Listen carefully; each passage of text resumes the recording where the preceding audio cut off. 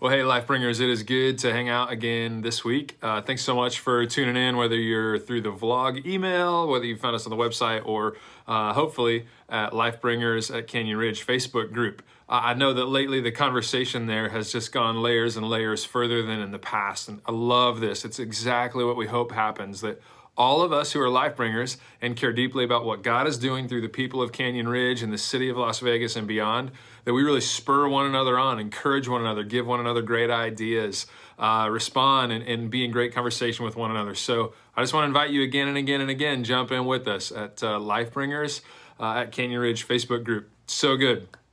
For the next several weeks, we're actually going to jump in on this foundational principle that's been a part of our DNA here at Canyon Ridge for quite a while, that even reaching back to the Bring Life series several years ago, For Life series, through Faces and Places especially, that we just want to enter into relationships and love people really, really well. Our highest calling is to love, right? In fact, we see this over and over. You remember the story of the Good Samaritan, but I was revisiting it really quickly and briefly today, and I just noticed something once again. This expert in the law comes to Jesus and says, listen, what is the most important thing? How do I inherit this eternal life that you're talking about? And Jesus, I love it. He responds with a question. He just says, what's the law of Moses say? How do you read it? And the guy says, this is Luke 10:27. It says, you must love the Lord your God with all your heart, all your soul, all your strength, and all your mind. And love your neighbor as yourself.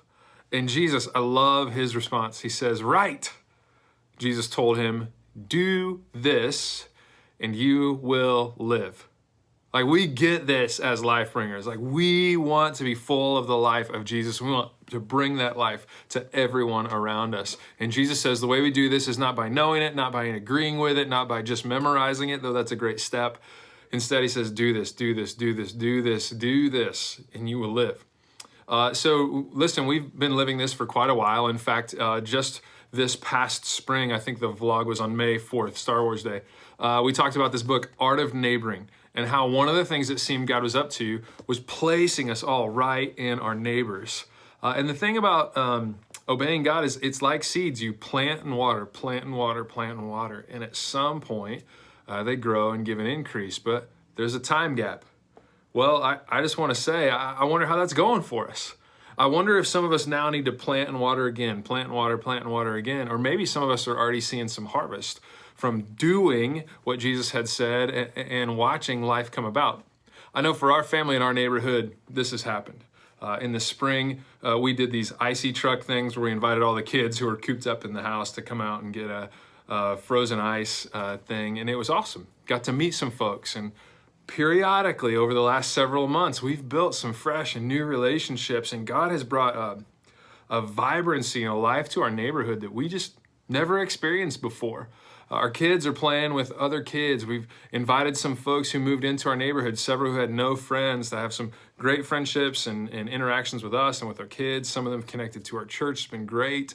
But beyond that, awesome stuff like gathering up 20 plus people from our neighborhood and caroling on Christmas, which was both awesome, hilarious, and tragically sad in terms of the singing. It was so great. At Halloween, we got together with some other folks. Just a couple days ago, we played kickball with this other family and laughed so deeply. It was so good. And then got to circle back to one of those families and hand off a 40th birthday card for one of our newfound friends. There really is so much life in doing what Jesus has said and loving our neighbor. Will it cost us some time? Of course.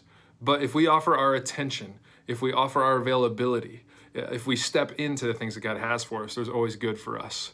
So here's what I want to encourage you to do. One, if you never picked up the book, The Art of Neighboring, the beauty of reading a book is it keeps you in that thought and that kind of vein of thinking long enough to get through the book, which allows things to challenge us, to sink in, to take down some walls and build up some new capacities. It's a great tool. It's not the most important thing ever, but it's really, really helpful. It has helped our family focus.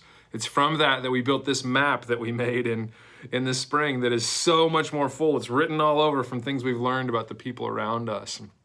And we're even experiencing some of the life on the other side of that, of even receiving from neighbors the way they're showing up in our lives and not just us investing in them. It's so good, so interactive, so vibrant. So In the next couple of weeks, you're going to hear from several people with lots of really hands-on practical ideas for the way that we can engage. But I want to encourage you, pick up the book, read through it, or revisit it and check out your notes. Maybe spend a little bit of time reflecting over the past 6 or 8 months and ask God for a fresh vision of ways that we can engage and really love deeply the people that we live around.